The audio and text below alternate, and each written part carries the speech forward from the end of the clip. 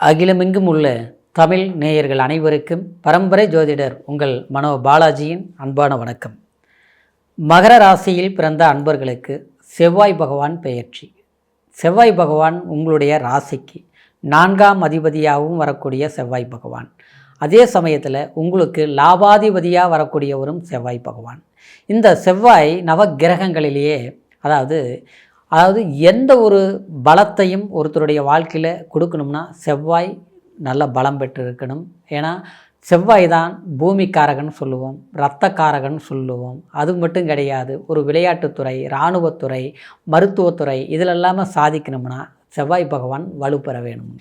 ஆனால் உங்களுக்கு பொறுத்த வரைக்கும் சுகஸ்தானாதிபதியாகவும் அதே மாதிரி லாபாதிபதியும் வரக்கூடிய செவ்வாய் லாபஸ்தானத்திலேயே இந்த அக்டோபர் மாதம் 27ஆம் தேதி பெயர்ச்சியாக போகிறாருங்க.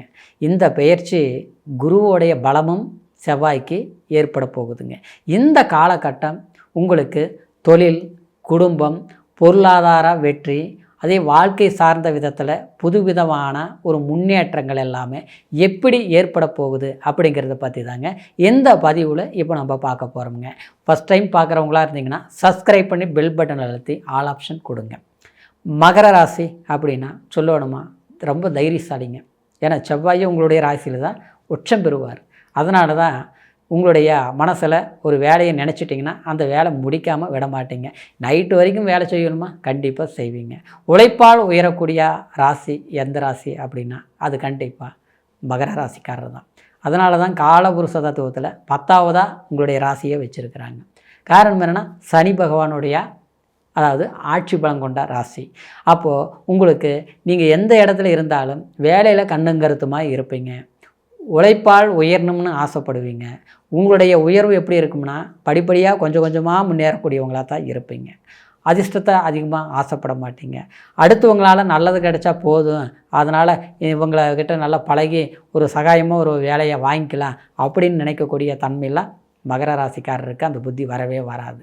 நம்மளுடைய உழைப்பு நமக்கு ஒட்டினா போதும், நமக்கு உழைக்கிறதுக்கு உண்டான வேலை கிடைச்சா போதும், நாம் ஒரு வேலையே செஞ்சுட்டு இருந்தாலும் அந்த வேலையிலிருந்து நம்ம கொஞ்சம் இம்ப்ரூவ்மெண்ட் கிடைச்சா போதும், இப்படி தான் நீங்கள் நினைப்பீங்க கண்டிப்பாக. ஆனால் கடுமையான மனப்போராட்டங்கள் எல்லாம் சந்திச்சிட்டிங்க. ஏன்னா உங்களுக்கெல்லாம் 7.5 சடியெல்லாம் நடந்துட்டு இருந்தது 7-8 வருஷமாக. சொன்ன மாதிரி உயிர் போகாத கொடுமைன்னு சொல்லுவாங்க இல்லையா, உயிர் ஒன்று தாங்க போகலை, அவ்வளோ கஷ்டங்கள் நான் பட்டுட்டேன். நான் நல்லவனாக இருந்தாலும் எனக்கு மட்டும் ரொம்ப சிரமங்கள் எல்லாமே நான் பட்டுட்டேன். ஆனால் எல்லாருக்குமே நல்லதெல்லாம் செஞ்சேன். ஆனால் எனக்கு யாருமே நல்லது செய்யலனாலும் பரவாயில்ல, ரொம்ப பேர் கெட்டது தான் பண்ணிட்டாங்க.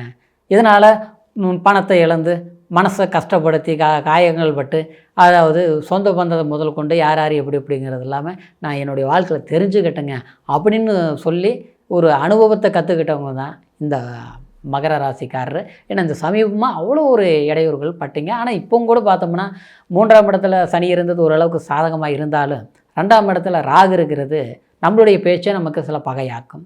நம்மளுடைய குடும்பத்திலேயே ஒரு பிரச்சனைகளுக்கு பார்த்தோம்னா சில நேரங்களில் பார்த்தோம்னா நாம் கரெக்டாக இருந்தாலும் அடுத்தவங்க நம்ம வீட்டில் இருக்கிறவங்க ஒன்று செய்கிற தவறை நம்ம சுட்டி காட்டினால் கூட அது கடைசியில் நம்மளை குற்றவாளியாக நினைக்கிறது, இல்லை நம்மளை தப்பாக புரிஞ்சுக்கிறது. இதனாலேயே சிறு சிறு பிரச்சனைகள் வீட்டில் ஏற்படுறது. மற்றவங்கக்கிட்டையும் நாம் என்ன தான் உதவிகள் நல்லபடியாக ஒரு நல்லா எல்லாருக்குமே நல்லா செய்யணும்னு நினச்சி நம்ம செஞ்சுருந்தாலும் ஆனால் அதை புரிஞ்சிக்காமல் நம்மங்களை காயப்படுத்துகிற அளவுக்கு அவங்க நடந்துக்குவாங்க. இந்த மாதிரி கஷ்டங்கள் எல்லாமே அனுபவிச்சுட்ருக்கிறீங்க. இந்த நிலையில் இருக்கும்போது நமக்கு ஏதாவது ஒரு சாதகமான வாய்ப்புகள் வருமா அப்படிங்கிறது எதிர்பார்க்குற சகஜம் தானே. அது இந்த வாய்ப்பு தாங்க இந்த செவ்வாய் பயிற்சி. இந்த செவ்வாய் பயிற்சி பார்த்தோம்னா உங்களுக்கு அக்டோபர் மாதம் 27ஆம் தேதி உங்களுடைய ராசிக்கு லாபஸ்தானத்திலேயே லாபாதிபதி சஞ்சாரம் பண்ணுறாருங்க. இதில் ஒரு ஹைலைட் அற்புதம் என்ன அப்படின்னு பார்த்துட்டோம்னா உங்களுடைய ராசிக்கு 7ஆம் இடத்துல உங்களுடைய ராசிக்கு 7ஆம் பாவங்கிறது கலஸ்தர ஸ்தானத்தில் குரு உச்சத்தோடு இருக்கிறாருங்க. அந்த குரு 5ஆம் பார்வையாக இந்த செவ்வாயை பார்க்குறாரு. அதோட அந்த குருவும் உங்களுடைய ராசியை பார்க்குது. ஒரு அற்புதமான காலம்தாங்க. சில மனசில் நல்லவங்களுக்கு பழமொழி சொல்லுவாங்க, எவ்வளோதான் கஷ்டங்கள் பட்டாலும் நல்லவங்களை கடவுள் ஏதாவது ஒரு வாய்ப்பு கடவுள் கொடுப்பாரு அப்படின்னு சொல்லுவோமா இல்லையா. நம்ம எவ்வளோ ஒரு மனிதன் மோசம் பண்ணாலும் மற்றவங்க நம்மளை ஏமாற்றணும்னு நினச்சாலும் நம்ம ஏமாந்தே இருந்தாலும் நம்மளுடைய உழைப்பு நமக்கு கை கொடுக்கும் இல்லைங்களா. அந்த கை கொடுக்கக்கூடிய ஒரு சந்தர்ப்பம் தான் இந்த அக்டோபர் மாதம் 27ஆம் தேதி. ஏன்னா இந்த குரு கரெக்டாக லாபஸ்தானத்தை பார்க்குறது இல்லாமல் லாபாதிபதி அந்த இடத்துல சஞ்சாரம் பண்ணும்போது நிச்சயமாக உங்களுக்கு ஏதோ ஒரு வழியில் எதிர்பார முடக்கடியை முட்டுக்கட்டை போட்டு ரொம்ப நடக்காது நம்ம எதுவும் நினச்சிட்டு இருந்தோமோ எல்லாத்த விட அது நடந்தால் ஓகே அதிலிருந்து நான் சக்ஸஸ் ஆகிடுவேன் அப்படின்னு நம்பிக்கை வச்சோமோ அந்த விஷயம் உங்களுக்கு நடக்குங்க. கண்டிப்பாக நடக்கும். அது எந்த விஷயங்களாக இருந்தாலும் சரி. சிலருக்கு பார்த்தோம்னா கல்யாணமானாலே போதும், திருமணமாக நினச்ச மாதிரி வாழ்க்கை அமைச்சா போதுன்னு நினச்சிட்ருப்பீங்க. அது பார்த்தோம்னா தடங்கள் ஆகிட்டே இருந்திருக்கும். ஆனால் அது நடந்தால் சந்தோஷம் தானே, அந்த மாதிரி சில விஷயங்கள் நடக்கும். சிலருக்கே பார்த்தப்போ கூட கல்யாணம் பண்ணுறது பண்ணிட்டோம், ஆனால் கல்யாணம் ஆகாமல் இருந்தால் கூட ஒரு பிரச்சனையாக இருந்திருக்கேன், கல்யாணம் ஆனதுலேருந்து ஏகப்பட்ட பிரச்சனையாக போயிட்டு இருக்குது, இதை எப்படி தீர்க்கிறதுன்னு தெரியல அப்படின்னு சிலருக்கு சில குடும்ப வாழ்க்கையில் குழப்பங்கள் உண்டாகிருக்கும். அப்படி ஒரு பிரச்சனை இருக்குதுன்னு வச்சுங்களேன் மகர ராசிக்காரருக்கு, கண்டிப்பாக அந்த பிரச்சனை தீரக்கூடிய ஒரு சூழ்நிலைகளாக உங்களுக்கு இருக்க போகுதுங்க.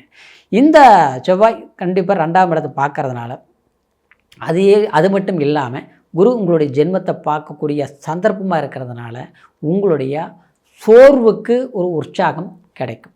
எதிர்பாராத தனவரவு கைகூடி வரும். 4ஆம் இடமாக இருக்கிறதுனால வீடு வாசல் மண்மனை பொருள் அப்படியாப்பட்ட சில விஷயங்கள் கைகூடி வரும். வீடு கட்டணும்னு நினச்சிங்கன்னா கண்டிப்பாக கட்டிடுவீங்க. வீடு வாங்கணும்னு நினச்சாலும் இந்த நேரத்தில் வாங்கிடுவீங்க. இதுக்கு முன்னாலெல்லாம் நான் நினச்சி பார்த்தேன், பண்ணணும்னு நினச்சேன், கொஞ்சம் கூட சரி வரலைங்க, இல்லை அட்வான்ஸ் கொடுத்தது பூரா போயிடுச்சு, இல்லை நான் நினச்ச மாதிரி ஒன்று கூட அமையலை, ஒரு வீட்டு வேலை ஆரம்பித்தேன் அது அப்படியே நின்று போச்சு, இந்த மாதிரி பிரச்சனைகள் எல்லாமே நீங்கள் ஸ்டார்ட் பண்ணிங்கன்னா கண்டிப்பாக அது நீங்கள் செய்து முடிப்பீங்க. சரிங்களா? அடுத்தது பார்த்தோம்னா உங்களுடைய அந்த 4ஆம் இடங்கிறது தாய் ஸ்தானத்தை குறிக்கும். தாய்க்கு உடம்பு சரியில்லைங்க, அவங்களுக்கு கொஞ்சம் மருத்துவம் பார்த்துட்ருக்குறேன், இனிமேல் சரியாயிருமா, வைத்தியம் பார்க்கலாமா, நல்ல ஹாஸ்பிட்டல் கிடைக்குமா, இந்த நேரத்தில் பார்த்தோம்னா சரியாயிருமா அப்படின்னிங்கன்னா இந்த நேரத்தில் பார்த்தீங்கன்னா முழு ஆரோக்கியம் கிடைச்சிடும். தாய் உறவு முறையில் நமக்கு கொஞ்சம் பிரிவுகளாக போயிட்டுருக்குது, வருத்தங்களாக போயிட்டுருக்குது, என்ன தான் பாசபந்தமாக இருந்தோங்க, ஆனால் இன்றைக்கி பார்த்தோம்னா பிடிக்க மாட்டேங்குது.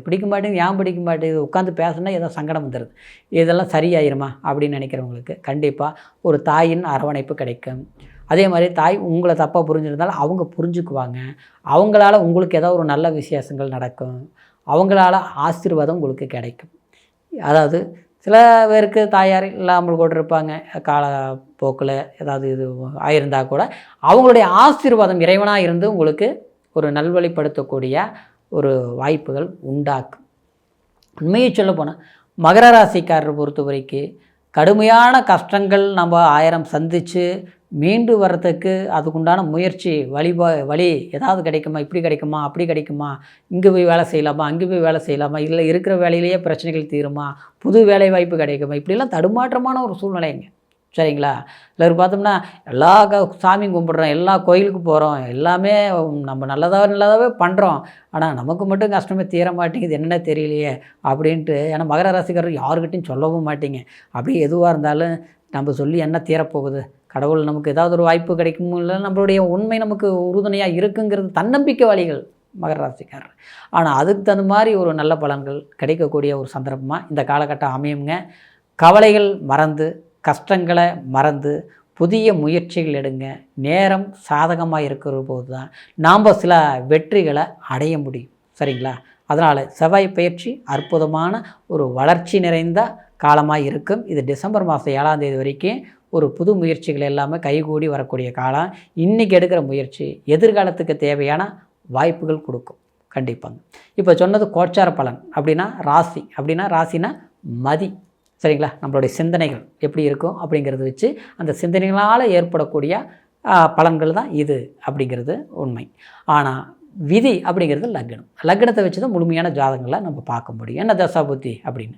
அதனால் உங்களோட ஜாதகத்தை ஒரு முறை நீங்கள் பார்த்துங்க. நம்மக்கிட்ட பார்க்கணும்னு நீங்கள் விரும்புனீங்கன்னா கீழே இருக்கிற நம்பருக்கு ஃபோன் பண்ணி உங்களுடைய டேட் ஆஃப் பர்த், பிளேஸ் இது எல்லாமே சொல்லி உங்களுடைய ஜாதக பலன்களை முழுமையாக கேட்டு தெரிஞ்சுக்கிட்டு இனி வரக்கூடிய காலம் உங்களுக்கு சாதகமாக இருக்கும் அப்படிங்கிற ஒரு வாழ்த்துக்களோட அடுத்த பதிவில் சந்திக்கிற வரைக்கும் நன்றி, வணக்கம்.